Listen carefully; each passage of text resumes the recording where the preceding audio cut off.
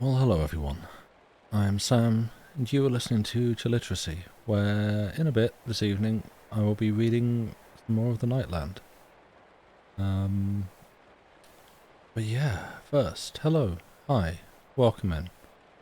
I suppose it's evident from the tone of my voice that, I'm still dealing with some stuff. I guess let's just get right down to it. Yeah, you hope I'm doing well. I'm doing okay. Yeah, it's that situation where you feel like you're doing okay, and then all the little like routines, the little behaviors and things, as well as I can in the situation. Yeah, no, I figure that's not. I figure that's what you meant. Not like, hey, I hope you're having a good time. Everything's, you partying, being vibrant and lively. I don't know. Yeah, it's like all the little routines, all the little things that you sort of factor in, and habits that you learn and pick up. Yeah, then you start to notice why you were doing them, when there's nothing there to step around, or you know, like right now, for instance, having my feet up on the desk and guarding myself against a cat throwing himself from the edge of the bed onto my lap with complete abandon. And I've still got those reflexes, or like listening out for a scrape at the door or something. Yeah. Let's be real. It's sad and it hurts, but this is the way it goes. You sort of catch yourself looking out for your family cat whenever you visit your mum. Yeah, she's been gone for over a year now. Yeah, yeah. House feels very empty when a little friend leaves. It does. Yeah, and like again, I don't want to. I don't want to make this a new corner of my personality and the sole topic of conversation. And no one's here to complain, but I don't want it to be like the only thing I talk about for the next few months. So I'm sort of, yeah, mentioning it, but I don't want to make it the only thing that happens. Always takes you so long to stop thinking you're seeing them out the corner of your eye. For me, it's all audio. It's like, yeah, there's a lot of times he's like that. There's, again, it's just that empty space where he would be lurking. But there's so many, like, you hearing a sound, hearing a bonk or a creak or something, and having that just like one frame reflex response of like, oh, cat at the door. Or I mean, certainly in my case for the last few months, hearing any kind of anything that sound even in the vague ballpark of a sneeze and having like a panic response, and now just being like, oh nope, that's not him. And so yeah, like, I mean, grief's a weird thing, right? It's something we all get to experience at some point. And it's the agreement we make when you open your heart to something, that eventually at some point one of you is going to be sad about it. That's the price, and it's why so much art in all different mediums has been made about it. But yeah, you still double take occasionally, thinking you see Fiddle lurking in his old haunts from time to time. You lost him 4 years ago. Yeah, and like, again, for me, being specific, what you can hear in my voice is because this is the first stream of this that I've done since then, and like it's such a part of the routine.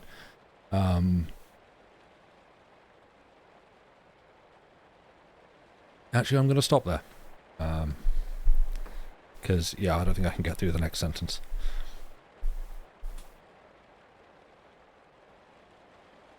But, yeah. It's going to be a short stream tonight. It's the next two chapters of the Nightland that I've been intending to get through for like the last month. And again, I know you're a lovely understanding bunch of people, who I'm saying a lot, but you know why. Yeah, it's going to be a short one, and then after that we have one long chapter which will take an entire stream, and it's been several weeks since I read this part, so it's not as fresh in the memory as other times. So then, you know, we may trip and stumble a little bit as we go. But that's fine. I'm warming back up to it, as I say. It's been a while. But yeah, you know what? If we're ready, I don't think I've got much else. Yeah, Lucy's busy this evening. She might show up. I'm not sure. I'm not sure when she's getting back. But yeah, you've just got me for the moment. So not that she'd be in chat, not appearing on stream. You know how this works. But yeah, just to angle my light. Oh yeah, my reading light, which is an old IKEA. It's, if I say like angle poise light, that is vastly overselling what it is. It's a big plastic clip with, you know, I guess like the snaky angle poise mechanism that you can just like twist and contort and shape and point the light any way you like. It's a big clip with one of those and just a light bulb on the end. And so I've been using it for years, and it feels like it's been just getting a little bit worse each time, and it's kind of starting to give up the ability to hold its shape. So I need to get a new one of these. You didn't finish Barchester Towers? Oh dear. I mean, I've got bad news for you. That was some time ago. It's here for the vibes. You've forgotten everything about the story already, sorry? No apologies needed. It is, again, it's a fascinating curio. It is to me, it's a really interesting piece of work. It's not like it's not good in the classic sense, I think is a fair statement to make. But in the same vein, I don't think that should disqualify it from being read on here. I think there is a lot of ground for things that are just interesting and weird. And I'm interesting, but yeah, like it's, if you know, I know people who like weirder and harder to enjoy things than I do. I'm not under any illusion that I'm some sort of boundary pushing, like I live on the edge of art and only like your weirdest. No, I think in the grand spectrum of things, my tastes would largely be considered relatively mainstream by the people who are actually out there watching the weird experimental stuff. But I like to peek over that fence every now and then and go, ooh, that's interesting. And so, yeah, that's sort of where I come at this from, I think. It's like, it's weird, but I want to understand it. Oh, nice one, Aaron. Good job. You're only here to have a voice in your ear while you nap, so you have no intention to absorb anything. But what about the weird dreams? You remember dude getting really into his weird future fanfic? Yeah, that's largely what this is. We sort of created some kind of basically semi-godlike, but we're not going to say that, Homerian protagonist who's really cool and really clever and smart and gifted with great gifts, and everyone knows him in this like many millions populous giant steel pyramid in which he and everyone else lives. They all know him and they all think he's really cool and they all think he's really special and great, and like, oh yeah, well yeah, I mean, so is Odysseus. So that's essentially, or you know, Jesus, that, well actually no, it didn't end too well for Jesus in the end, but for a time everyone thought he was great. And so it's biblical, it's ancient Greek epic, it's like You're tagging along with the fence peeking, but every time you get a glimpse, you're like, huh, okay, you do you. Yeah, it's, I mean, I saw what you thought of House of Leaves, so, you know, we can't be friends anymore. Sorry. This is a joke. I think personally, I would have rated it higher than you did, but I was kind of reading it like, yeah, you know what, I can't really disagree. I think I might be coming at it from a slightly different angle. But, you know, I didn't think you were unfair on the book. So, yeah, all good. All good, like it's something I've written and you're telling me that I'm a bad person. Yeah. Anyway.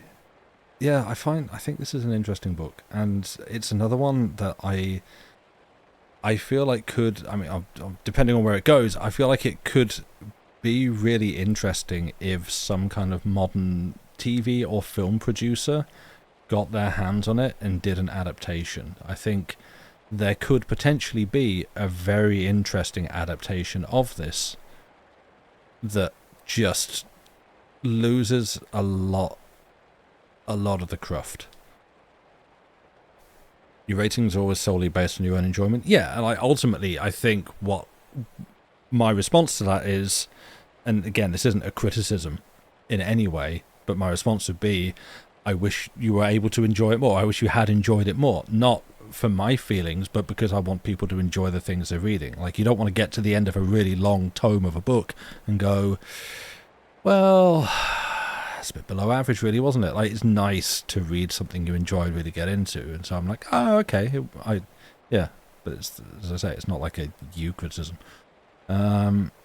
House of Leaves has a lot you don't enjoy, but the parts you do, like, make it a 5-star book for you. You never said your rating system was consistent. Yeah, like, it's... Yeah, for me, it's one that I feel...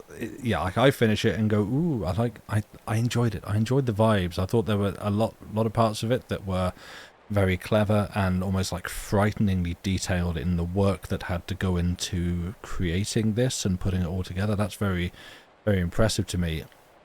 And then I'll go and read other people's, like, assessments of it and, like, reviews and criticism and analysis and stuff. And it's like, oh, you got so many different things out of this book that I didn't even begin to approach to touch. Okay, well, it's everyone else is smarter than me is my sort of main takeaway. And that's okay. We can live with that. You're glad to have read it. Got what that's worth. It was an experience worth having. Just probably not one you're going to pick up again. Yeah, that's fair. Oh no, for what it's worth. See, even there, I just read the words that are in front of me without even bothering to think. Does that make sense? Was that a typo? Oh, there's Ron Burgundy up in here. Let's read a story.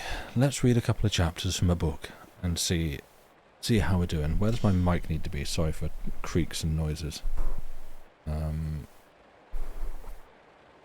Okay, well, if we're ready, the text should be pinned at the top of chat. Just going to be chapter 5, then I'm going to go to a break. This is going to be a short one. Yeah, if we're ready, let's have some more of Mr. Hodgson's vibes with The Nightland by William Hope Hodgson. Chapter 5, Into the Nightland. Now, after that destruction which had come upon the 10,000, and the fresh assurance that was upon us of the terror of the Nightland, it may be known that there could be no more thought to succour. Though, in truth, those youths that went now upon the road where the Silent Ones walk were far beyond our aid. Yet might it be thought that we should have signalled to them, calling by the home call, which was that great voice which went forth from the machine above the sealed base of the mighty pyramid. But this we might not do, for then we gave signal to the monsters of the land that some were even now abroad from the pyramid. Yet we could no more than hope that the evil forces had no wotting of them, for, in verity, none might ever know the knowledge or the ignorance which those powers did possess.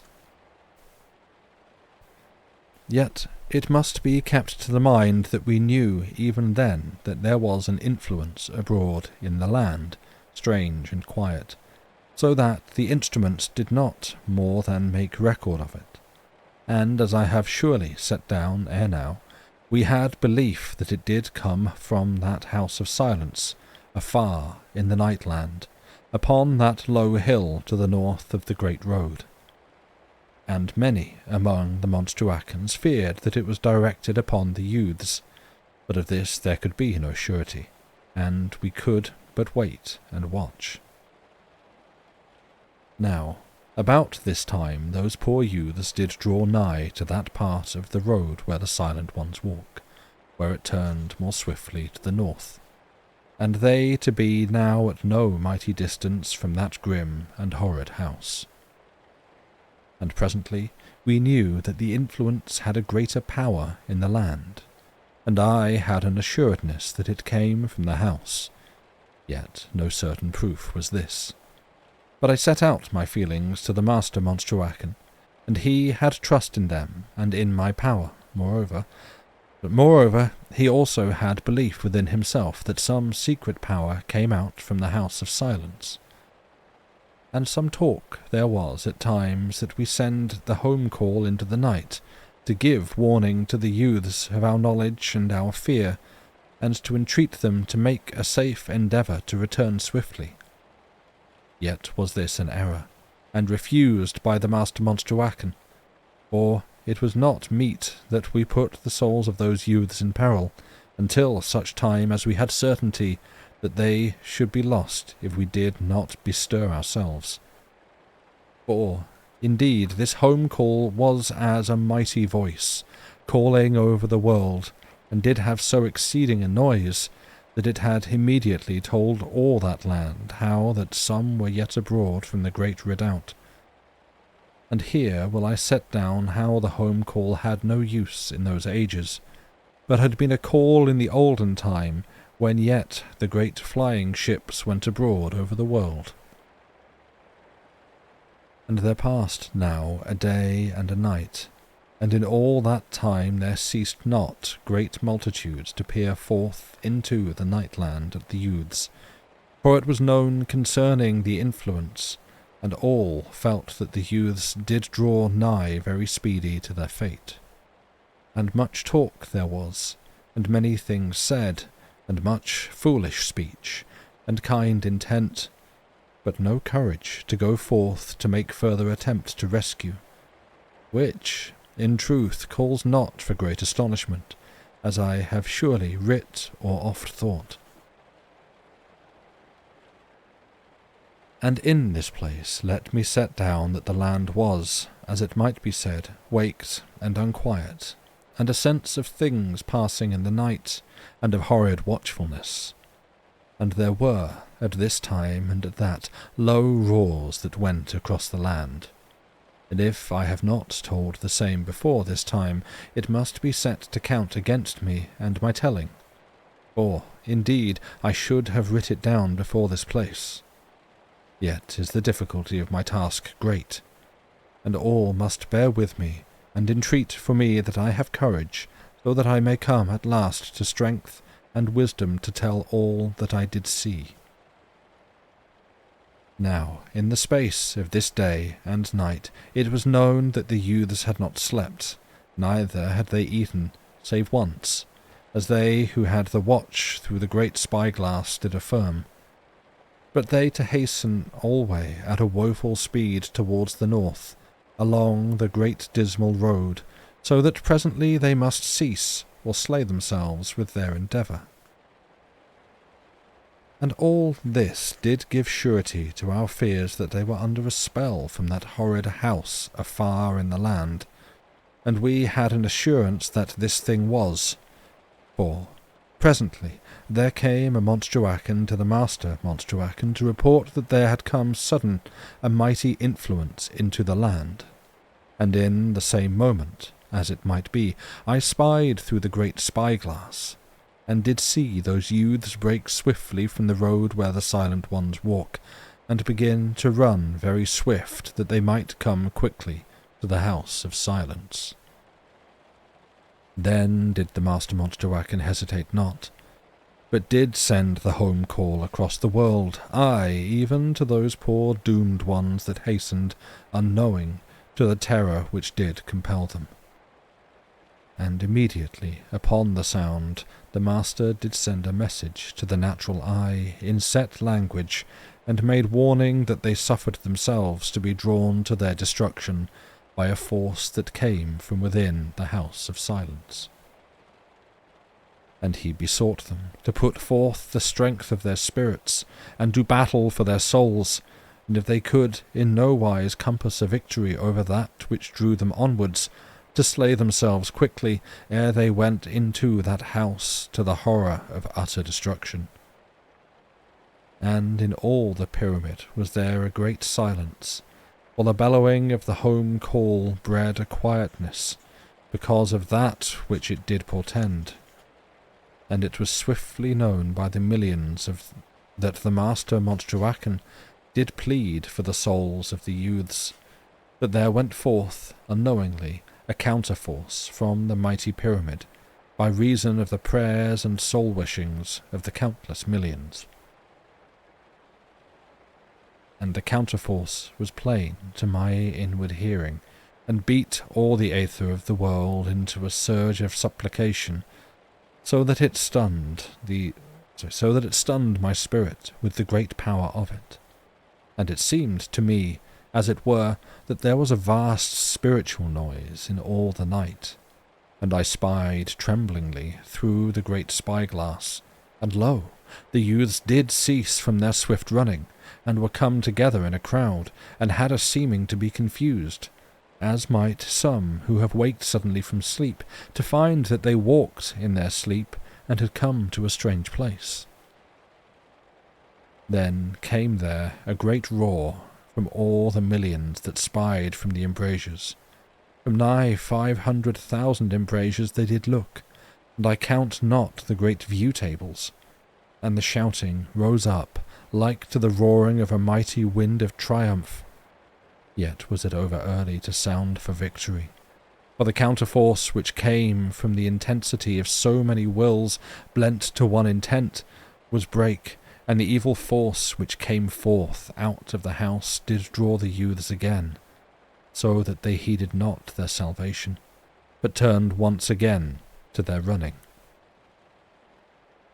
And the mighty pyramid was full of a shaken silence, and immediately of lamentation and sorrow and horror at this thing. But in that moment there did happen a fresh wonder, for there grew suddenly before those poor youths billows of mist, as it had been of pure white fire, shining very chill, yet giving no light upon them. And the mist of cold fire stayed their way, so that we had knowledge that there fought for the souls of them one of those sweet powers of goodness, which we had belief did strive to warn our spirits at all times from those forces of evil and destruction. And all the millions saw the thing, but some with a great clearness, and many doubtful. Yet were all advanced more in spiritual sight and hearing than the normal peoples of this age. But of them all, none had the night hearing, to know a soul having speech in the aether half across the world. Yet, as I have said, some there had been aforetime who were thus given the hearing, even as I was. Some there had been aforetime who were thus given the hearing, even as I was. Well, get the emphasis a little different. And there came a Monsterwacken to the Master Monsterwacken, who made report that the influence had ceased to work upon the instruments, and by this thing we knew that in verity the force which proceeded out from the House of Silence was cut off from us, and from those youths, and we had assurance that there fought a very mighty power for the salvation of the souls of the youths. And all the peoples were silent, save for an underbreath of wonder and talk, for all were utter stirred with hope and fear, perceiving that the youths had some chance given unto them to return. And whilst the youths yet wavered in their minds, as I perceived with the great spyglass, and the knowledge of my soul and of my natural wit, lo, the master Montjoachon sent once more the great voice of the home call abroad into the land, and immediately besought those youths for the sake of their souls and the love which their mothers had for them, to come swiftly homewards, whilst they had yet this great power to shield them, and allow them sweet sanity. And I thought that some did look towards the pyramid, as that they answered to the mighty voice of the home call, and did read the message which the master Montjoachon made to them. But in a moment they faced about, seeming to have a good obedience to one who did always lead, and of whom I had inquired, and found to be one named Ascoff, who was a great athlete of the 900th city. And this name, Ascoff, out of the boldness and bravery of his heart, did make unwitting to destroy the souls of them all, when the same Ascoff. For he went forward and leapt into the billows of the bright shining fire that made a barrier in the way of their destruction. And immediately the fire ceased from its shining, and gave way, and sank, and grew to a nothingness, and Ascoff of the 900th city began again to run towards the house of silence, and all they that were with him did follow faithfully, and ceased not to run. And they came presently to the low hill whereon was that horrid house, and they went up swiftly, and they were 250, and wholesome of heart and innocent, save for a natural waywardness of spirit. And they came to the great open doorway that hath been open since the beginning, and through which the cold steadfast light and the inscrutable silence of evil hath made for ever silence that may be felt in all the land. And the great uncased windows gave out the silence and the light, aye, the utter silence of an unholy desolation. And Ascoff ran in through the great doorway of silence, and they that followed, and they never more came out or were seen by any human. And it must be known that the mothers and the fathers of those youths looked out into the nightland, and saw that thing which came to pass. And all the people were silent, but some said presently that the youths would come forth again. Yet the people knew in their hearts that the young men had gone into destruction. For, in truth, there was that in the night which spoke horror to the souls of all, with a sudden utter quiet in all the land. But unto me, that had the night hearing, there came a great fear of that which might be whispered into my spirit out of the quietness of the night, of the agony of those young men.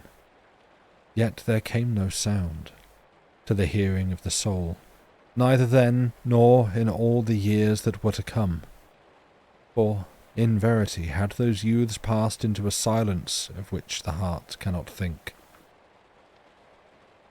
And here will I tell how that the strange quiet which did fill all the land, seeming to brood within the night, was horrid beyond all the roarings which had passed over the darkness in the time that went before, so that it had given my spirit some rest and assurance to hear but the far-echoing, low thunder of the great laughter, or the whining which was used at times to sound in the night from the south-east, where were the silver fire holes that opened before the thing that nods, or the baying of the hounds, or the roaring of the giants, or any of those dreadful sounds that did often pass through the night. For they could not have offended me as did that time of silence, and so shall you judge how dreadful was that quiet, which did hold so much of horror. And surely it will be known that none had thinkings now, even in idle speech, that any should have power to succour the peoples of the Lesser Redoubt. Neither, as I have said, had any the knowledge of the place where it did stand.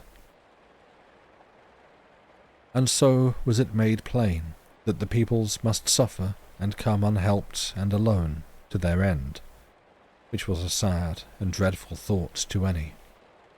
Yet had those within the Great Pyramid come already to much sorrow and calamity, because that some had made attempt in this matter, and there had been for gain only failure, and the sorrow of mothers, and the loneliness of wives and of kin. And now this dread horror upon us, which concerned those lost youths. Now, as may be conceived, this sure knowledge that we might give no succour to the people of the Lesser Redoubt weighed heavy upon my heart. For I had, maybe with foolishness, held vague hopes and wonders concerning our power to make expeditions secretly into the night, to discover that Lesser Pyramid, and rescue those poor thousands. And above all, as may be thought, had I the thought of that sweet moment in which I should step forward out of the night and all mystery and terror, and put forth mine arms to Nani, saying, I am that one. And knowing in my soul that she that had been mine in that bygone eternity should surely know me upon the instant, and call out swiftly and come swiftly, and be again unto me in that age, even as she had been in this. And to think upon it, and to know that this thing should never be, but that, even in that moment of thought, she had been mine in those olden days of sweetness, might be even then suffering horror in the power of some foul monster, was like a kind of madness, so that nearly I could seize the discus and run forth unprepared into the evil and terror of the nightland, that I should make one attempt to come to that place where she abode, or else to cast off my life in the attempt. And oft did I call to Nani, and always I sent the master word beating through the night, that she might have assurance that it was indeed I that did speak unto her spirit, and no foul thing or monster spelling evil and lies unto her. And oft did I make to instruct her that never should she be tempted forth from the shelter of that redoubt in which she did live, by any message out of the night, but always to await the master word, and, moreover, to have a sure knowledge that none that was her friend would ever seek to entice her into the night. And this way and that way would I speak with Nani, sending my words silently with my brain elements. Yet was it doleful and weariful and dreadful always to have speech into the dark, and never to hear the answering beat of the master word, and the sweet, faint voice whispering within my soul. Yet, once and again, would I have knowledge that the aether did thrill about me, weakly, and to mine inward hearing it would seem that the master word did beat faintly in the night, and thereafter would my heart have a little comfort, in that I had assurance of a kind that the love maid of my memory dreams did still live. And constant, I put forth my soul to hark, so that my health failed me, with the effort of my harking, and I would chide my being that I had not a wiser control, and so make a fight to do sanely. Yet, day by day, did my heart grow more weary and restless, for indeed it did seem that life was but a very little matter against so great a loss as my heart did feel to suffer. And oft, at this time and that, did there come a voice speaking plainly out of the night, and did purport to be the voice of Nani. But ever I did say the master word unto the voice, and the voice had no power by which it could make the one answer. Yet I jeered not at the voice, to show contempt of its failing to bewit me, but let the matter bide, and the voice would be silent a time, and again would make a calling unto me, but never did I make speech with it, for therein lies the danger to the soul, but always did speak the master word to its silencing, and thereafter would shut the thing from my memory, and think only upon sweet and holy matters, as might be truth and courage, but more often of Nani, which was both sweet and holy to my spirit and heart and being. And so it was as I have set down. There were monsters without in the night that did torment me, having, it may be, intent to lure me unto destruction, or indeed it doth chance that they had no hope but to plague me with malice. And, as may be thought, all this considering of my trouble, and the giving of my strength unto Nani through the night of the world, that she might have comfort and help, did work upon me, so that I grew thin, plainly to the eye of those that loved me. And the master Monstruacan, he that did love me as I were his son, chid me gently, and had wise speech with me, so that I but loved him the more, yet without having gain of health.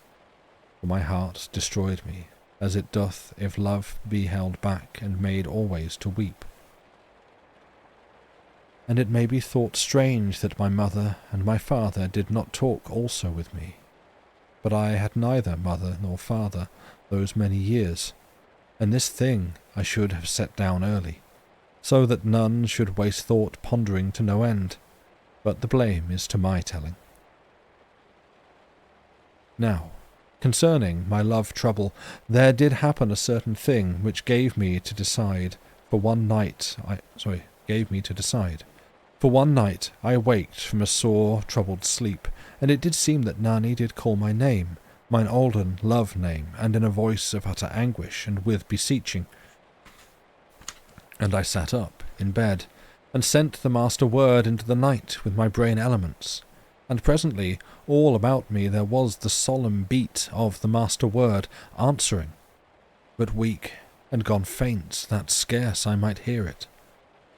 And I called again with my brain elements unto Nani, that was Mirdath, and spoke to give her assurance, and to haste to tell unto me that which was so wrong and pitiful with her. And who shall be amazed that I was shaken with the eagerness of my spirit, in that it was so long since Nani had spoken clear within my soul, and now, behold, her voice. Yet, though I did call many a time unto the everlasting night, there came no more the voice of Nani, speaking strangely within my spirit, but only at times a weak thrilling of the aether about me. And at the last I grew maddened with the sorrow of this thing, and the sense and knowledge of harm about the maid. And I stood upright upon my feet, and I raised my hands, and gave word and honour unto Nani, through all the blackness of the night, that I would no more abide within the mighty pyramid to my safety, whilst she, that had been mine own through eternity, came to horror and destruction by the beasts and evil powers of that dark world. And I gave the word with my brain elements, and bade her to be of heart, for that until I died I would seek her. But out of the darkness there came naught but the silence. Then I clothed me swiftly, and went up quickly to the tower of observation, that I might speak instant with the master Monstruacan, for my heart burned in me to intention, and to be doing speedily that which I had set upon myself to do. And I came to the master Monstruacan, and told all to him, and how that I did mean no more to suffer in quiet and to no end, but to make adventure into the nightland, that I find Nani, or perchance find a swift peace from this my long troubling. Now when the master Monstruacan heard that which I had to say, it sat heavily upon him, and he besought me long and many times that I refrain from this thing, for that none might achieve so great a task, but that I should be lost in my youth before many days were gone. Yet to all his speech I said naught, save that this thing was laid upon me, and even as I had promised, so should I make to act. And in the ending, the master Monstruacan perceived that I was set to this thing, and not to be moved, And he did put it to me how that I had grown to leanness with so much troubling, and that I should have wisdom to wait a while, that I put on my full strength.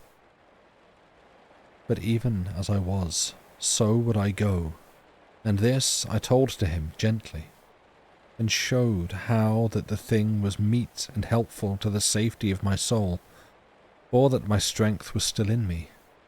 Yet was I sweeter in spirit, because that I stood lean and pure, and much poor dross and littleness had been burned from me, so that fear was not in me. And all do I lay for the count of my love, which doth purify and make sweet and fearless the human heart. And because I was even as I have said, so was I the less in trouble of the forces of evil. For long and sore had been my preparation of spirit, and I wot that none had ever gone forth into the darkness, so long withholden from that which doth weaken and taint the spirit. And here let me set down how that the 3 days of preparation, which were proper to those that wills to go forth into the nightland, had for their chief aim the cleansing of the spirit, so that the powers of evil did have a less ableness to harm. But also it was, as I have said, that none should go forth in ignorance of the full dreadfulness of all that held the night. For it was at the preparation that there was made known certain horrors that were not told unto the young, and of horrid mutilations, and of abasements of the soul that did shake the heart with fear, if but they were whispered into the hearing. And these things were not set down in any book that might be lightly come by, but were warded and safe locked by the master of the preparation in the room of preparation.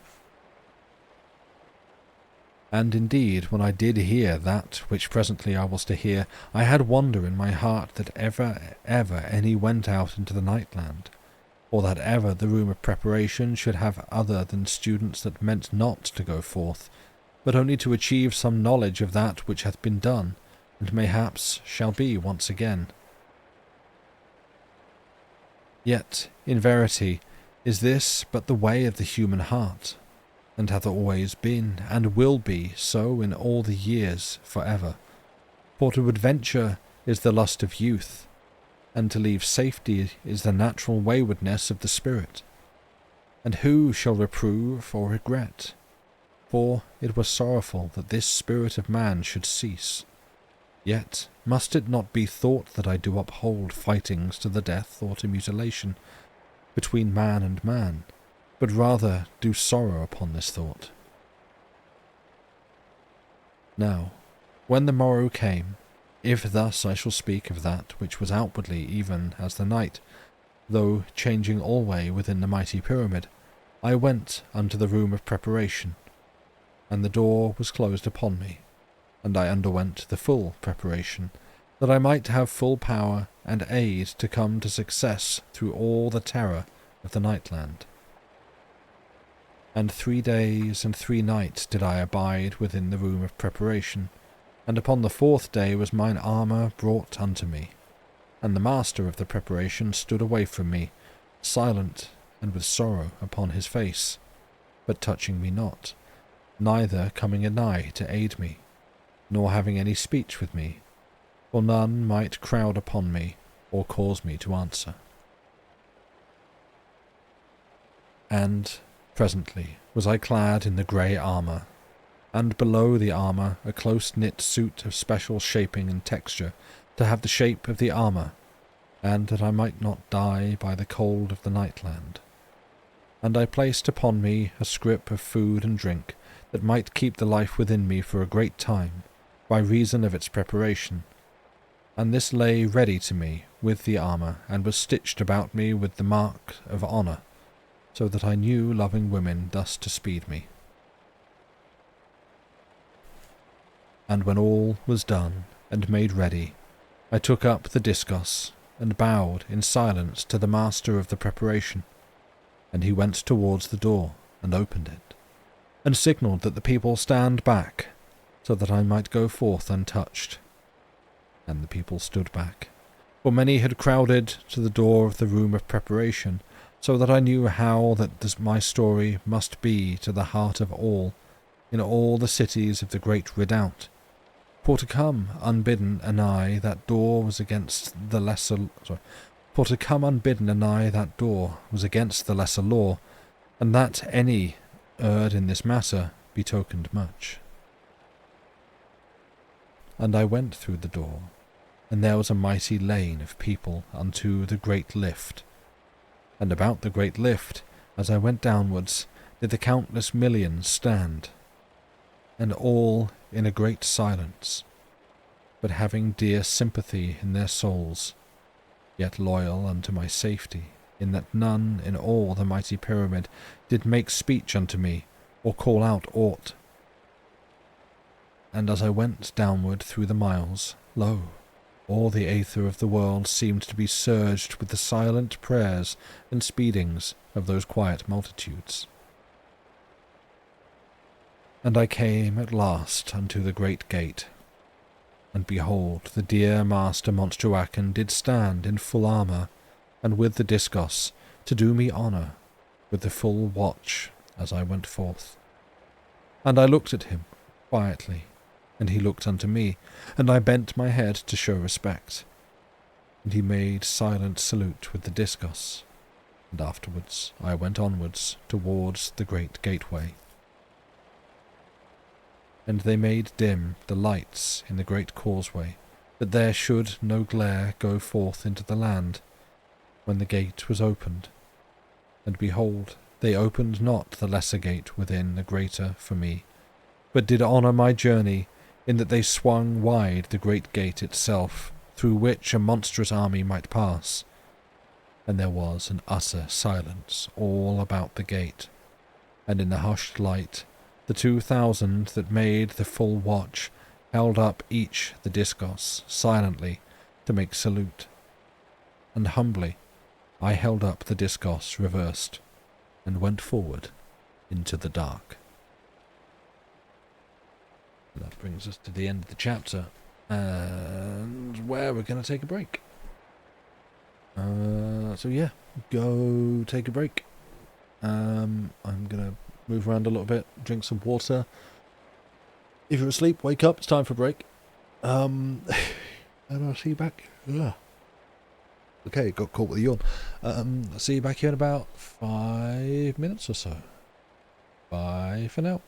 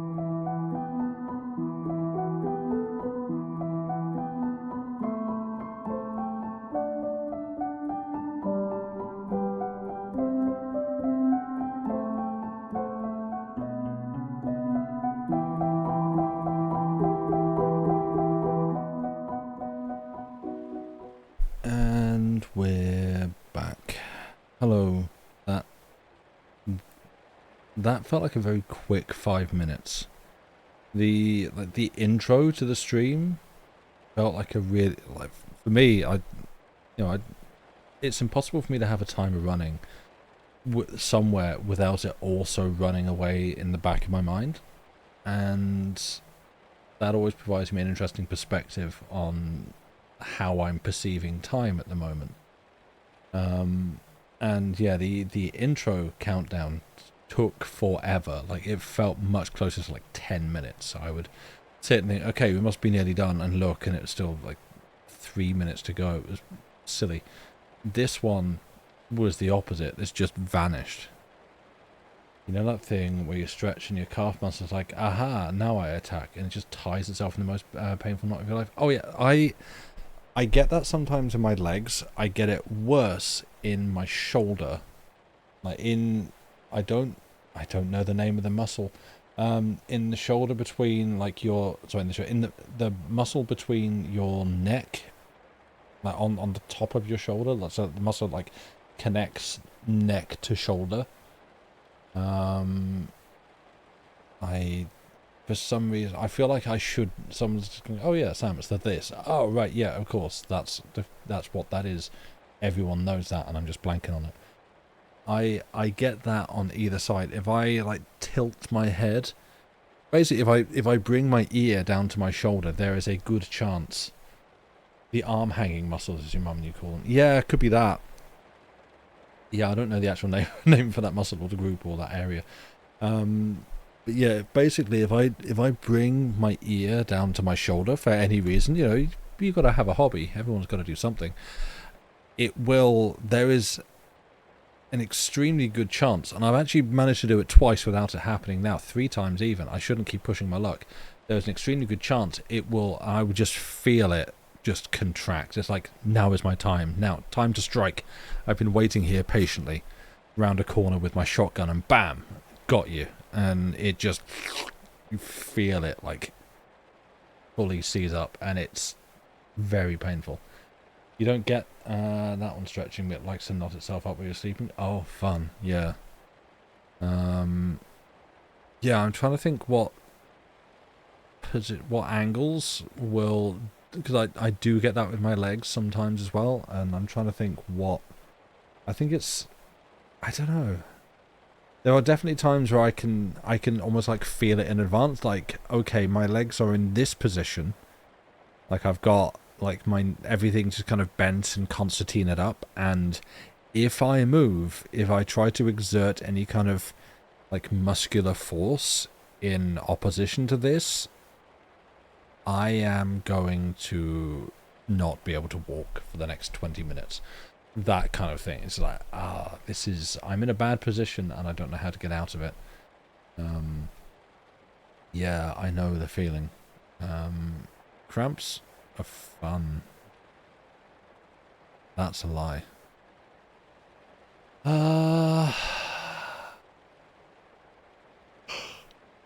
Oh, I'm tired. Very nearly gave yourself instant murderous back pain today by looking out of the window and moving the wrong muscle. You were able to get rid of it with a twisting stretch. Hey, nice. Well dodged. Just parry it. Yeah, welcome to getting old, where it's possible to sit wrong. You sprained your ankles a bunch of times. Now you have to be very careful how you place your feet while kneeling, or you will murder all the muscles in your feet.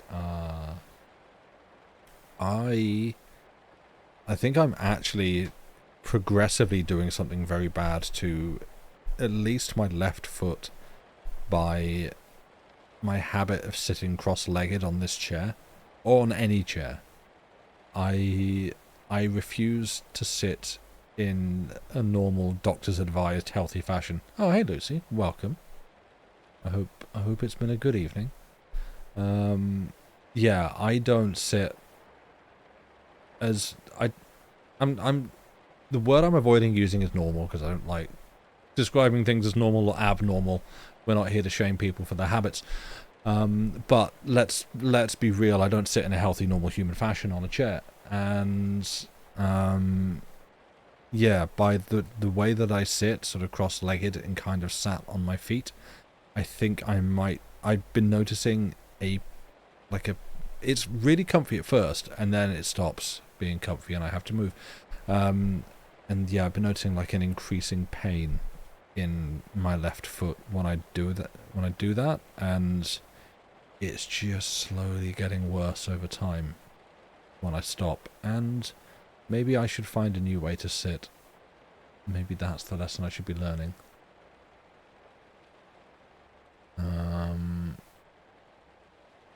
Been alright? Well, good. I'm glad to hear it. There's a solution here. I don't want to hear it. Don't shame me for this. I will cancel you on social media. But so, I don't know. How can I use the language of therapy to deflect it? No, I wouldn't do that. I couldn't possibly. You don't understand how people sit with their feet on the floor, your legs don't do that. No, exactly. Like, that's... I mean, mine can. I just don't like it. Solution is don't... Okay, you had to say it. Fine, you had to say it. If you're going to come to this chat and attack the streamer, I'm going to ask the mods to time you out so you can think about what you've done. Mods, we don't stand for this sort of harassment around here. It was there in the rules when you clicked through. You should know better. Thank you. Legs too short to put your feet on the floor comfortably? Yeah, I don't have that excuse. If your body hurts in the way you sit, it's a skill issue from your body, not your front. Right, like, yeah, it's... Oh, I went to the gym and I did a bunch of jogging and I feel tired, so therefore I should stop. I lifted some weights and all of my muscles ache, so I should stop. No. That's just a sign that you're developing the right muscles and doing things properly. How is this any different?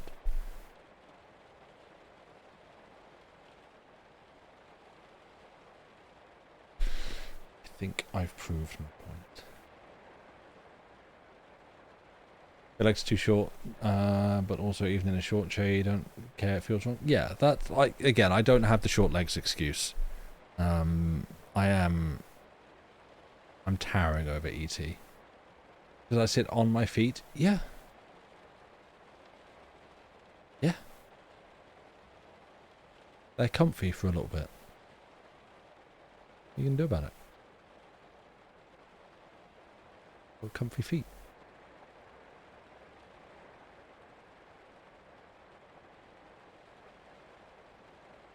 Anyway, I'm going to read the next part of this story. Because actually that first half took me a little bit longer than I expected. Oh, is this the short half? This, I think I might have... No, that's about the same length. Anyway, right, you know, let's carry on. Let's have the rest of this. So, you know, for those of you, even who are here and listening, regardless of being asleep, it's still a tricky one to follow along with. So our protagonist, whose name I don't know, I have forgotten. Also, don't mind me fiddling with my light if you can hear it. Sorry. They've all been watching the youths who wandered out into the Nightlands because they have become aware that there is another pyramid, a lesser pyramid, but you know, not in terms of like social hierarchy or, you know, worth. Mr. Author Insert Man. Look, again, we can criticize Hodgson for this, but he is by no means the first or last to think up a very cool guy protagonist that everybody loves and is just the best guy. Like, that's it. Mr. Yeah, there are things like using my brain elements to send the master word beating through the night. Like, we could stop repeating that phrase.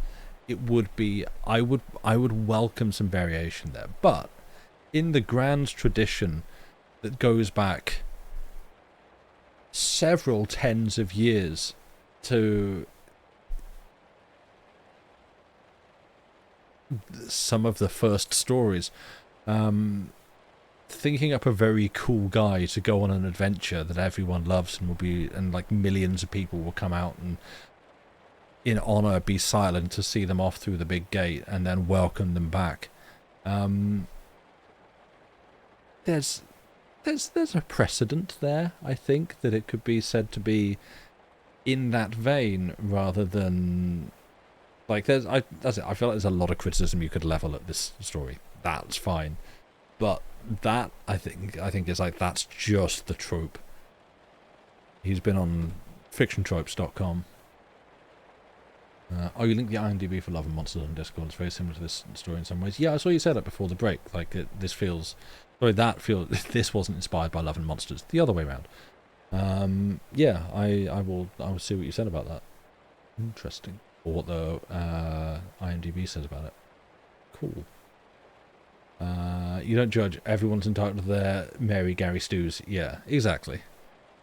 That's Odysseus is a Mary Sue. Well, what was I saying? Yeah, so he's been on the phone with the old brain phone with Nani, who he believes to be like a reincarnation, as he is, of his old love, Mihadath the Beautiful, from the long distant past. And in it, like, he's sort of been like physically wasting away in his like sadness at not being able to go and do anything about this, whilst watching the remaining 250 youths who had ventured out and were just loitering around the Nightland, then decided, under seemingly some kind of mind control, to just wander into the House of Silence, never to be seen again. And so he's like, look, send me out, bruv. Look, coach, put me in. Coach, put me in. And eventually they relent and like, fine, but you got to go through 3 days of training where we tell you actually just how bad it is out there. Like the real bad stuff, bro. Here, check this out. Look how bad it is. And now he has gone through that training and taken up his grey armor and discus. Because, you know, everything is discus. Techno, discus. EDM is discus. Pop, it's a disco joke. Everything's disco. And so they've had like a big, all the people of the pyramid have lined up by the gate to see him off. And they've opened the gate, and now he has gone out into the dark. And that's where we left it. So, using my brain elements to text my girlfriend, hey, you up? Yeah, exactly.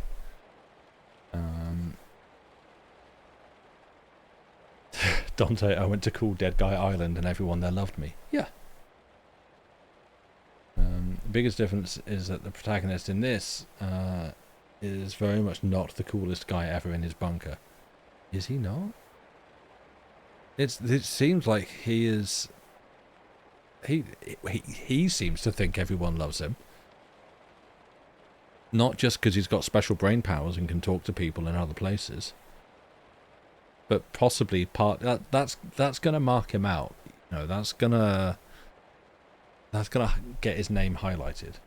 Oh, in Love and Monsters, right? Oh, sorry, I thought you meant in this. Got you. Okay. Anyway, I'm rambling. I'm flapping my gums. We're on chapter 6 and I'm going to start reading, so that's your warning. I've had some water. I am, well, hydrated is an overstatement, but not parched. Let's continue. It's you're linked at the top of chat or in the YouTube comments if you're listening on YouTube. Hello. Thank you for listening. And hello to Jason Isaacs. We shall continue with The Nightland by William Hope Hodgson. Chapter 6. The Way That I Did Go. Sorry, there's fluff on my microphone. I'm just dealing with that first. Now I went forward for a space, and took heed not to look backwards, but to be strong of heart and spirit. For that which did lie before me had need of all my manhood and courage of soul, that I come to the succour of that maid afar in the darkness of the world, or meet my death proper, as it might need to be. And thus did I go forward steadfastly, and conscious in all my being of the emotions of that parting from my mighty home, and of the tenderness and wiseness that did underlie so much curbed rule and guidance. And my heart was warm towards the Master Monstruacan for that great honour, that he should come downward in armour to make one with the full watch, that he might hold me to a lofty spirit at the moment of my going. And all that time as I went forward was the aether of the night about me, in tumult with the thoughts and blind wishings of the great millions I had but now left to my back.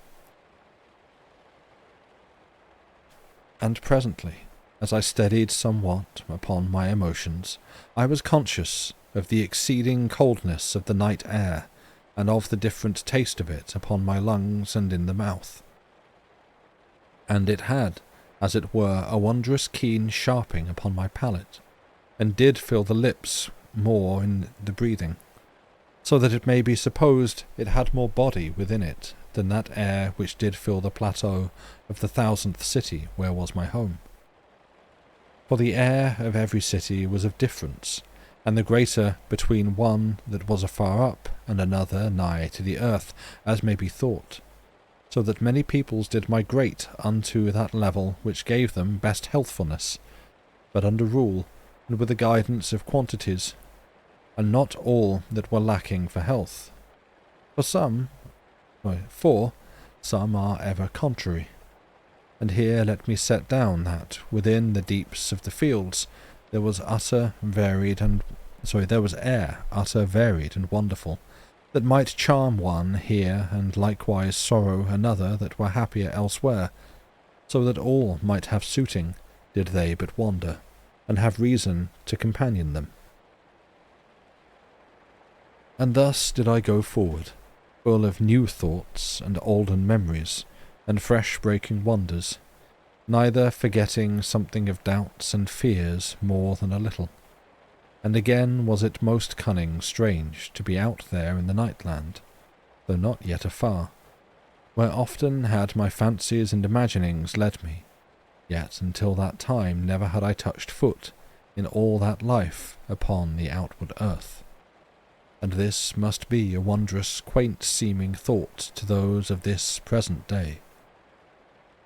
And so came I, at last, nigh to the circle that did go about the redoubt, and presently I was come to it, and something astonished was I that it had no great bigness, for I had looked for this by reasoning, having always a mind to picture things as they might be truly, and hence coming sometimes to the wonder of a great truth, but odd whiles to errors that others had not made. And now, lo! I did find it but a small clear tube that had not 2 inches of thickness, yet sent out a very bright and strong light, so that it seemed greater to the eye, did one but behold from a distance. And this is but a little thing to set to the telling, yet may it give something of the newness of all, and, moreover, shall you have memory with me in this place, how that oft had I seen things and beast monsters peer over that same little tube of light, their faces coming forward out of the night. And this had I seen as child and man, for as children we did use to keep oft a watch by hours upon an holiday time, through the great glasses of the embrasures, and we did always hope each to be that one that should first discover a monster looking inwards upon the mighty pyramid, across the shining of the circle, and these to come oft, yet presently to slink away into the night, having, in verity, no liking for that light. And pride had we taken of ourselves to perceive those monsters, which had most of ugliness and horror to commend them. For thereby did we stand to have won the game of watching, until such a time as a more fearsome brute be discovered. And so went the play, yet with ever it doth seem to me now something of a half-known shudder to the heart, and a child's rejoicing unknowingly in that safety which had power to make light the seeming of such matters.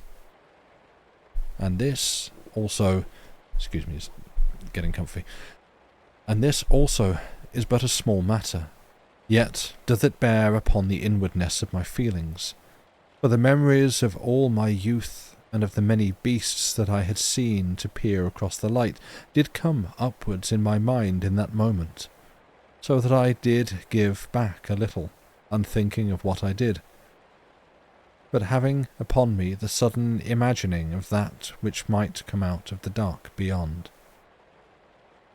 And I to stand a little moment, and presently had grown free in my heart to have courage of farewell, and so did turn me at last to the viewing of that wondrous home of the last millions of this world, and the sight was an astonishment and an uplifting, that indeed there was so mighty a thing in all the earth.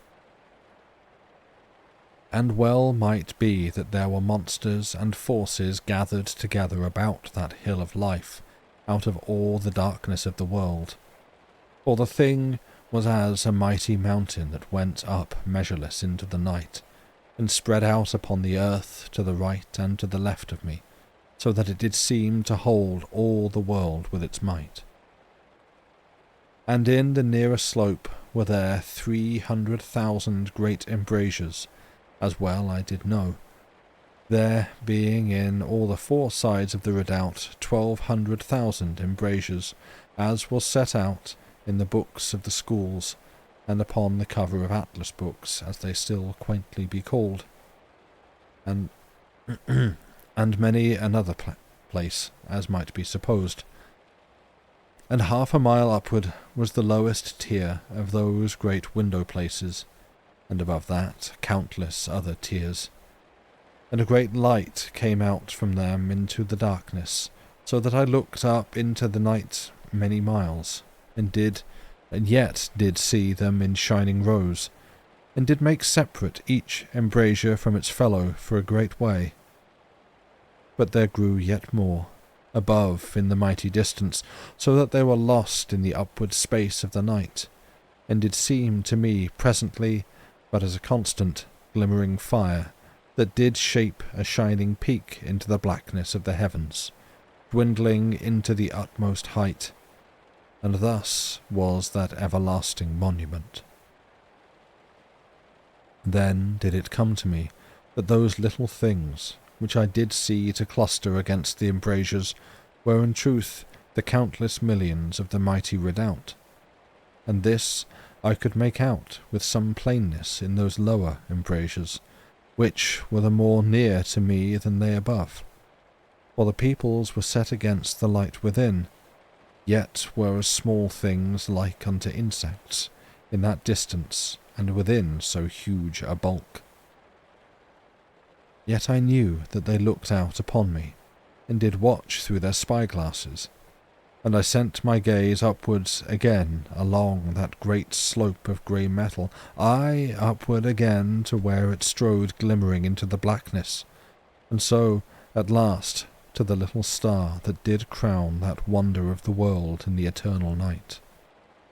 And, for a little, I did stare towards that far light, for it came from within that tower of observation, where so lately I had spended my life, and I had knowledge within my heart that the dear Master Monstruacan did bend the great spyglass upon me, through which so oft had I spied, and I raised the discourse unto him in salutation and farewell, though I saw him not at all through that vast space.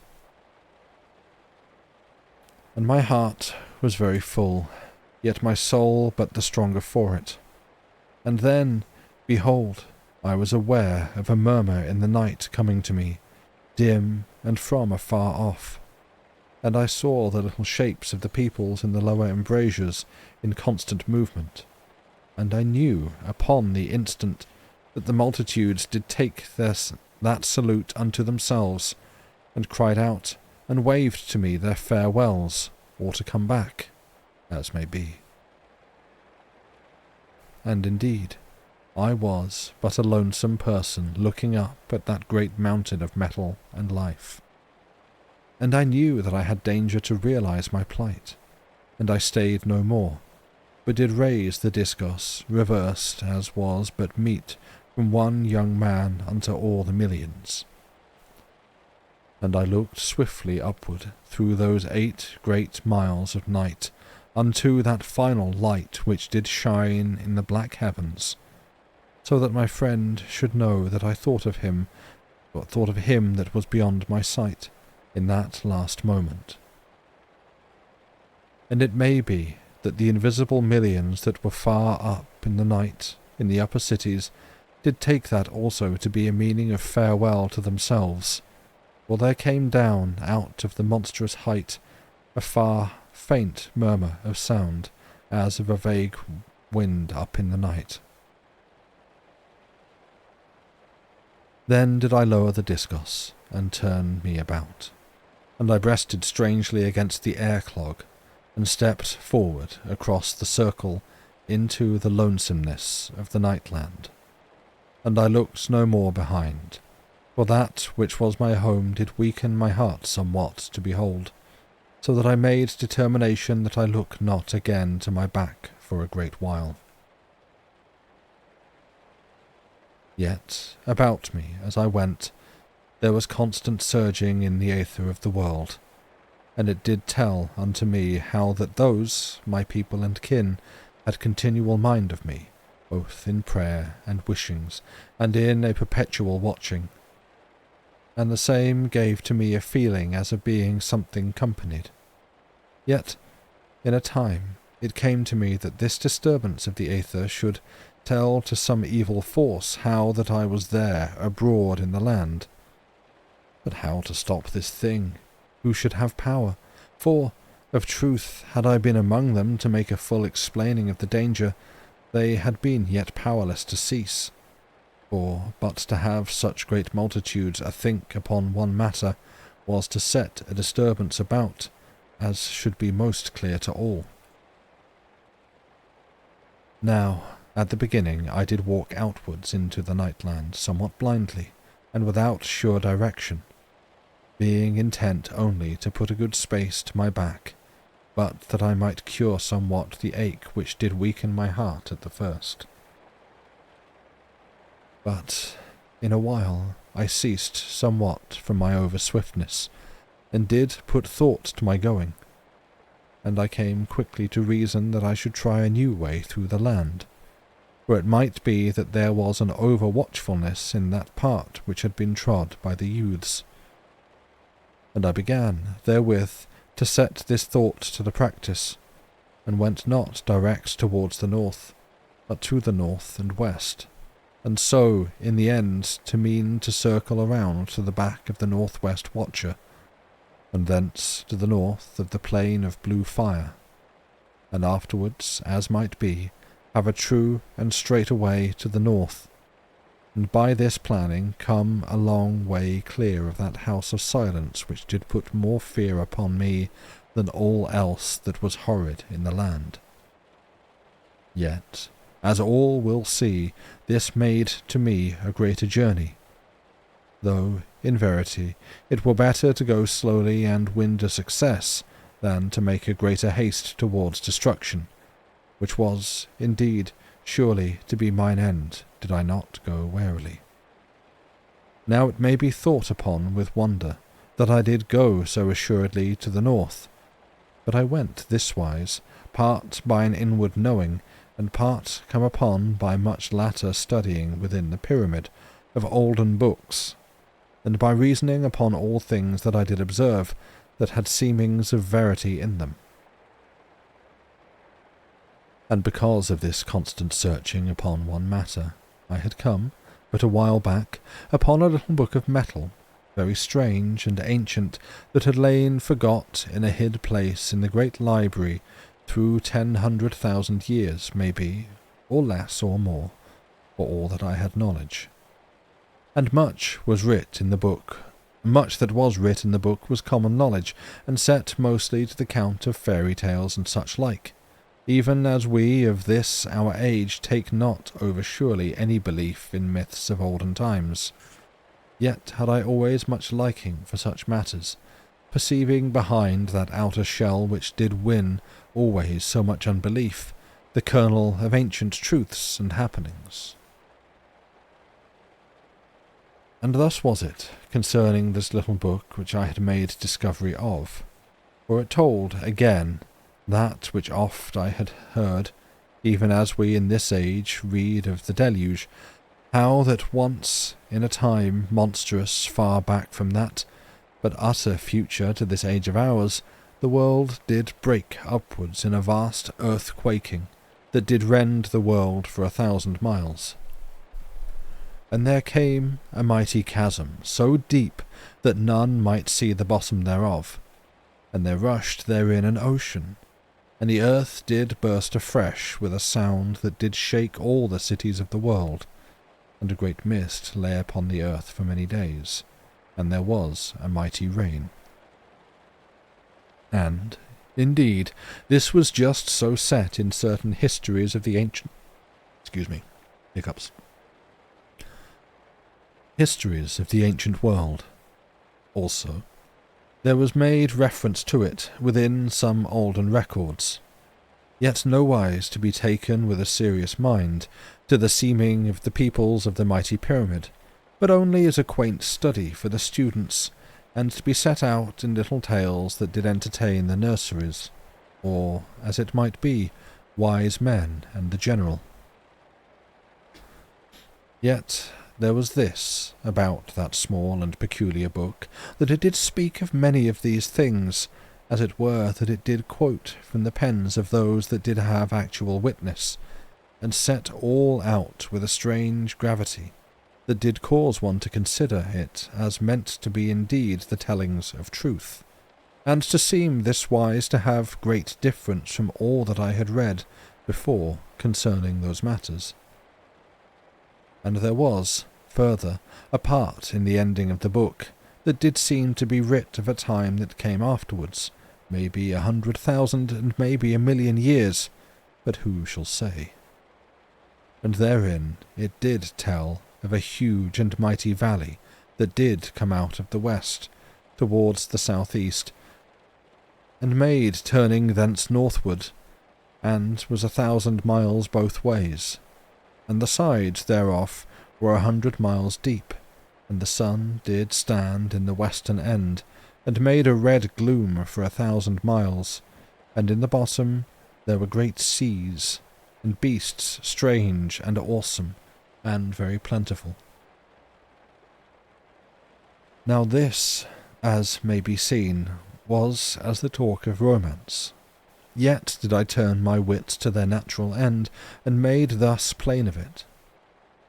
For, in truth, I to have something of belief, and it to seem to me that in a bygone eternity, when the world was yet light, as in my heart I knew to have been indeed a thing of verity, there was a great and wondrous earthquake.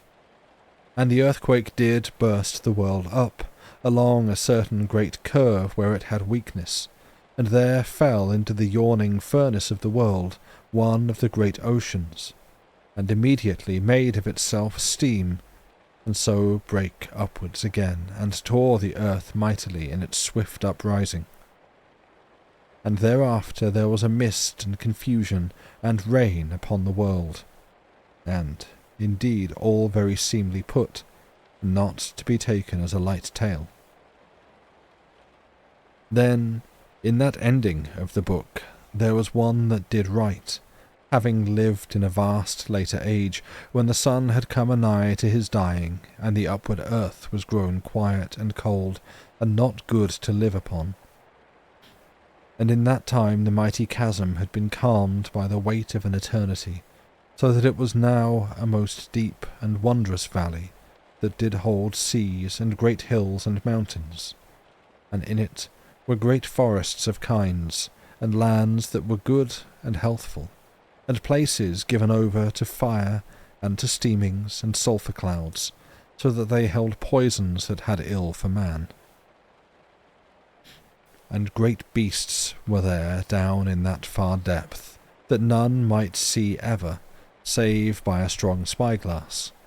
And such there were in the early world, and had now been bred in the ending of those inward forces of nature, which did make the valley a place of good warmth.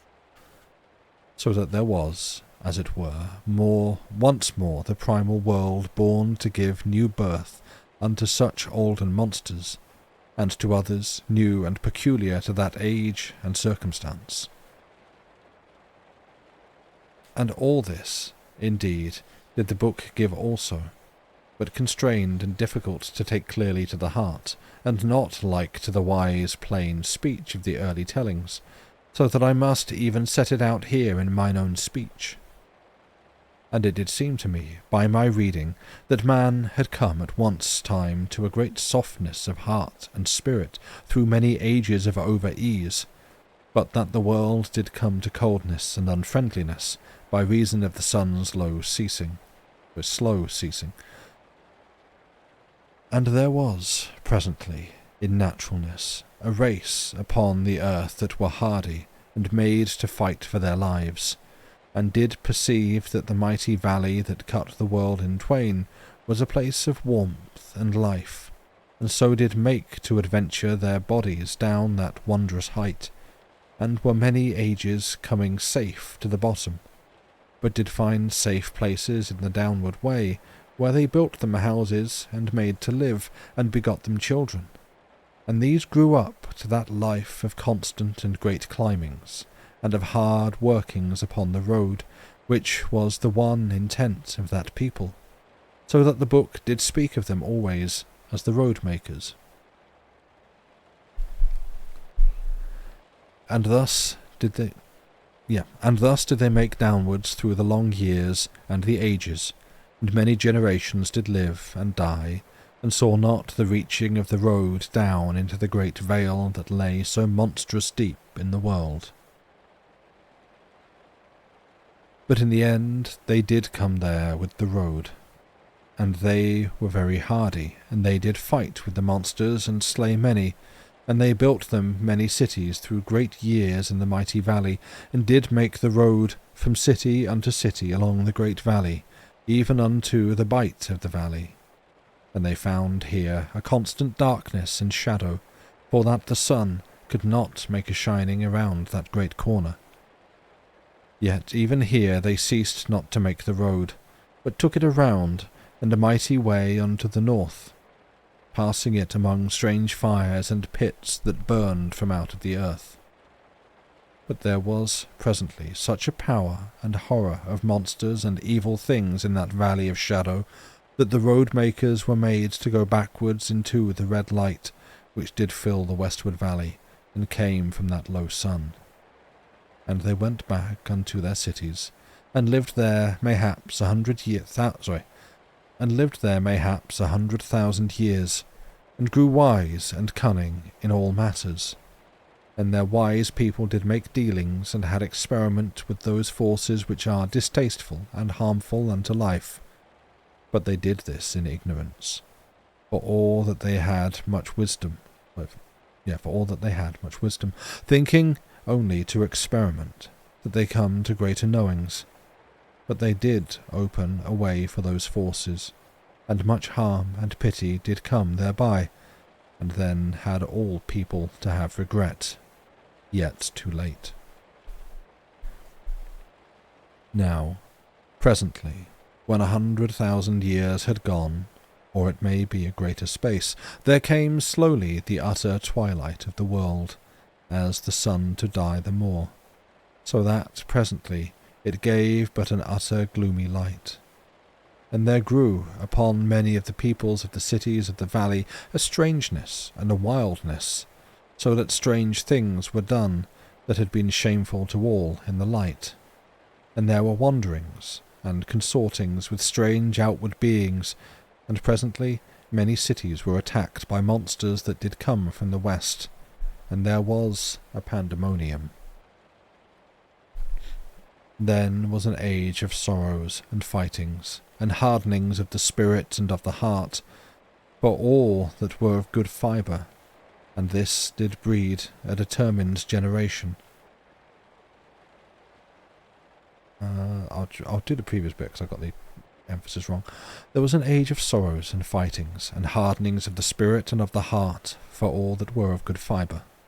And this did breed a determined generation, and there grew up into the world a leader, and he took all the sound millions, and did make a mighty battle upon all foulness, and upon all that did harm and trouble them. And they drove their enemies down the valley, and up the valley, and did utterly scatter and put them to flight. Then did that man call all his peoples together, and did make it plain how that the darkness grew upon the world, and that the foul and dreadful powers abroad were like to be more horrid when a greater gloom came. And he put to them that they build a mighty refuge, and that the peoples did acclaim. And lo, there was built presently a great house, but the great house was not proper, and that man did take all the peoples to wander. And they came to the Bight, and there was built at last that great and mighty pyramid. Now this is the sense and telling of that book, but late had I read it, and talked somewhat of it with my dear friend, the Master Montjoachim. But not overmuch, for I had taken so sudden a mind to go, that all else had dropped from about me.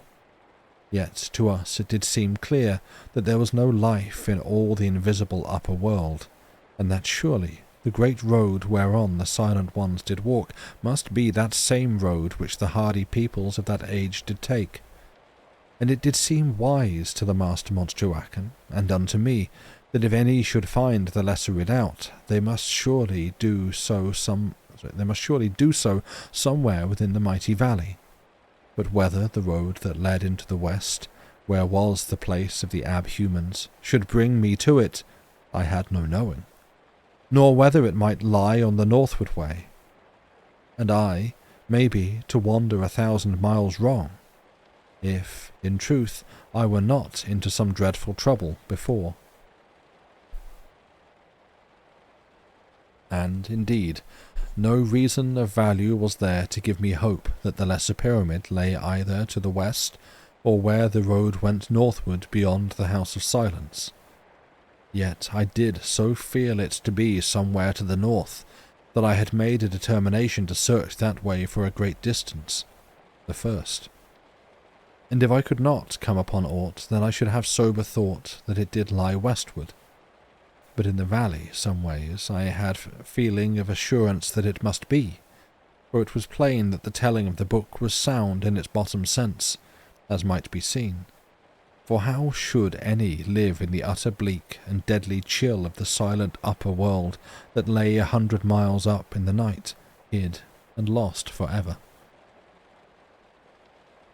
And strange is it to think of those wondrous and mighty cliffs that girt us about, and yet were fast held from us in the dark, so that I had not known of them, save for the telling of that book. Though, in truth, it had been always supposed that we lived in a great deep of the world, but indeed it was rather held in belief that we abode in the bed of some ancient sea, that did surely slope gradual away from us, and not go up abrupt and savage. And here let me make so clear as I may, that the general peoples had no clear thought upon any such matters, though there was something of it taught in the schools, yet rather this and that, of diverse conclusions, as it might be thinkings of the teachers, after much study and some ponderings. For one man, having a lack of imagining, would scoff, and another, may be, to take it very steadily, but some would build fancy upon the tellings of the records, and make foolish and fantastic that which had the groundings in truth, and thus is it ever.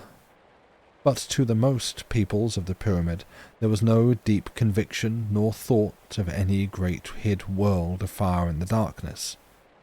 They gave attention and belief only to that which lay to their view, nor could a great lot come to imagine that there had been ever any other condition. And to them it did seem right and meet that there should be strange things, and fires from the earth, and an ever-abiding night, and monsters and matters hid and tangled much in mystery. And very content were the most of them, though some had in them the yeast of imaginings, or the pimples of fancy upon them, and to these there seemed many possibilities, though the first to read out to sanity, and the second to expect and have speech towards much that was foolish or to no purpose. And of these vague believings of the peoples have I made hint before, and need not have much trouble to it now, save that, with the children, as is ever the way, those olden tales had much believing, and the simplicity of the wise did mate with the beliefs of the young, and between them did lie the truth. And so did I make speed towards the north, having a strong surety in my heart and mind that there were but two ways to my search, for without of the valley, far up in the dead lonesomeness of the hidden world, was a cold that was shapen ready to death, and a lacking, as I must believe, of the sweet, needful air that yet did lie in plenty in that deep place of the earth, so that, surely, the mighty valley somewheres to hold that other redoubt. Yet, as I have said, I went not direct to my journey, but otherwise, for those sound reasons which I did set down a time back. And that brings us to the end of the reading for tonight. Thank you for listening. Now, what was it I was going to discuss?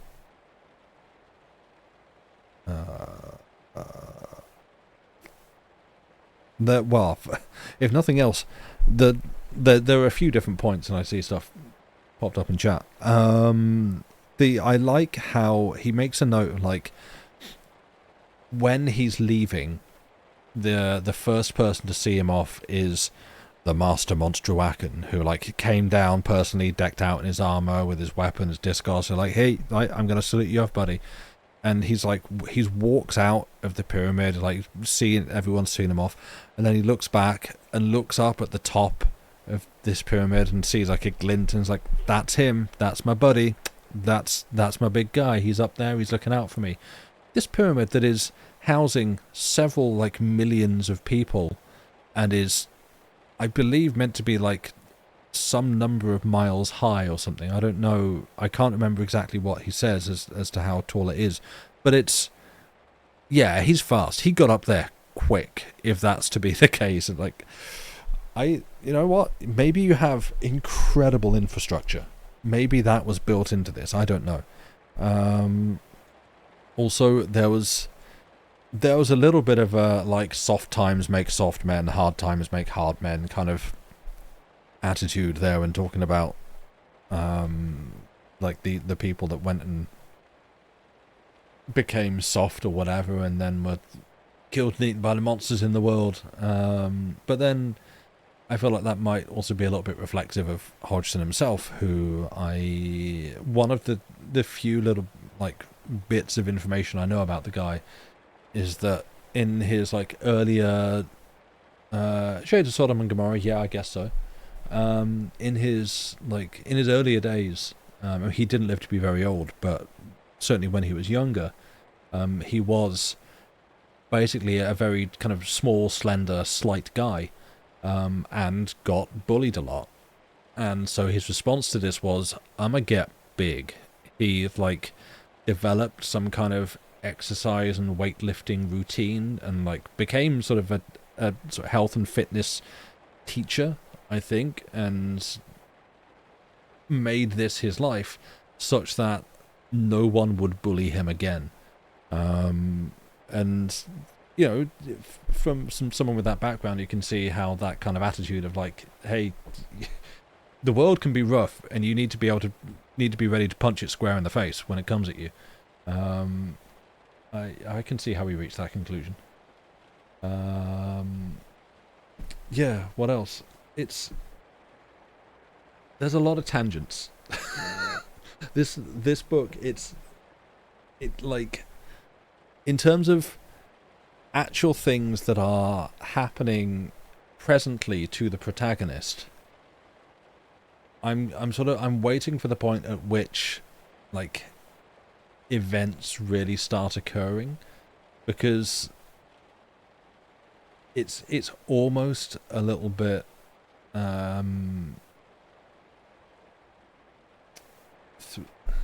Three Men in a Boat, that's the one. Oh, all I can think of was Three Men on the Bummel, but that's a follow-up. But yeah, almost a little bit Jerome K. Jerome, in that it's like, so I've decided I'm going to go out and I'm going to find these people.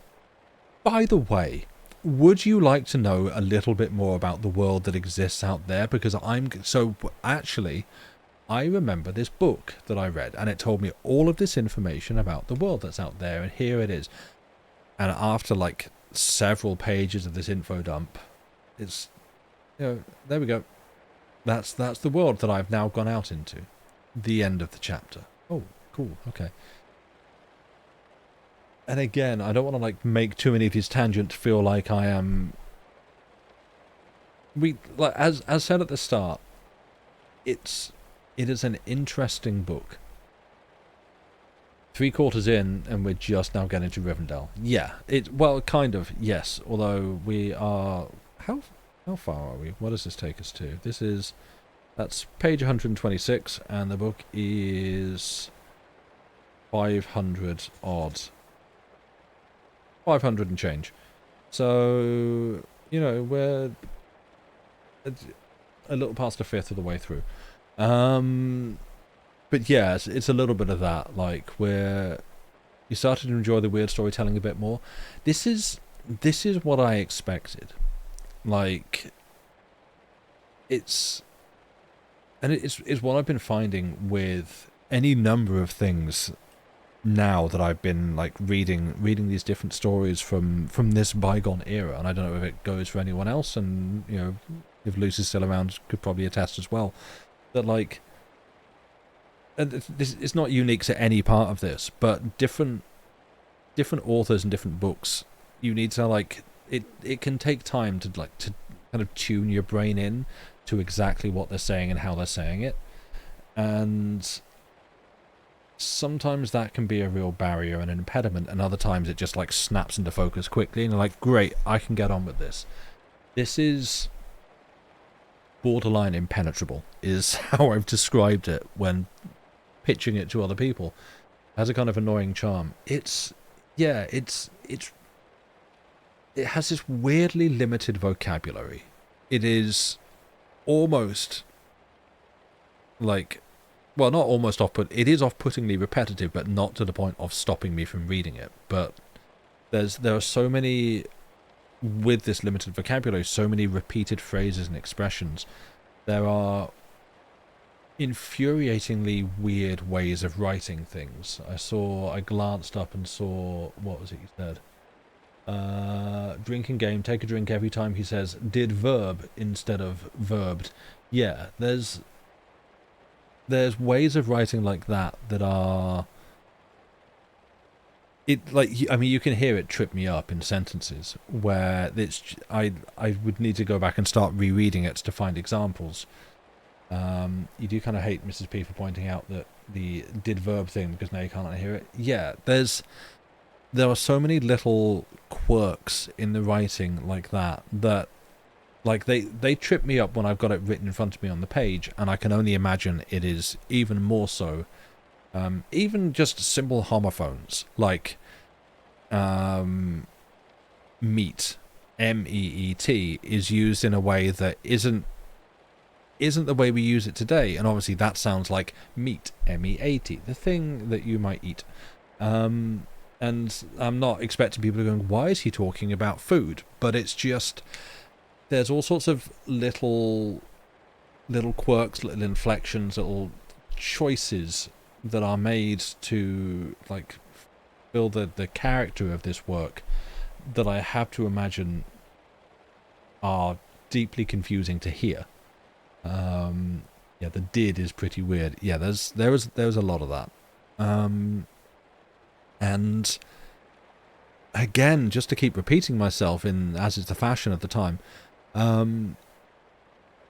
I think that makes this a fascinating work. I think it makes it interesting and worthy of discussion. It doesn't make it an easy recommend. I'm not going to rush to give it a 5-star review and tell everyone, hey, you got to read this book, because I don't think I could do that in good faith. But I think it's worthy of reading and understanding and studying and thinking about, because sometimes things are just bizarre, and sometimes a creative mind has a very clear vision of something and executes on it exactly as intended, and it's really dull, but also compelling in its own way.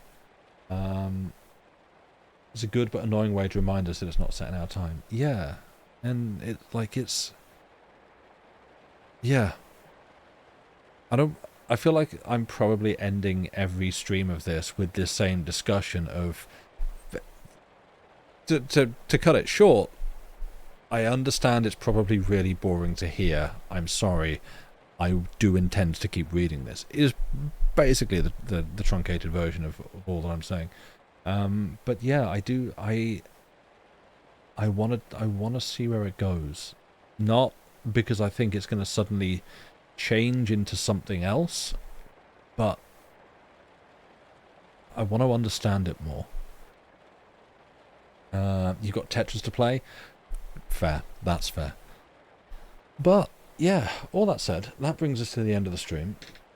So I'm gonna not catapult myself into the microphone when I sit back up. Yeah, I am gonna end things there. So thank you for listening. I hope it's been an enjoyable use of your time. Excuse me, now I'm burping. That's great. Love that for me. Yeah, and I'm gonna go. So yeah, thank you so much for being here, for listening. I don't believe there will be a stream on Wednesday. I imagine that would be pretty hard for Lucy to put together. I currently can't think of a good reason why I wouldn't be reading next Saturday, but who knows how things go. So yeah, I guess I will provisionally see you for the next part next then. But for now, I'm gonna go. So thank you so much. Goodbye, have a good rest of the weekend. Take care of yourselves and give your pets a hug from me. Thank you and good night.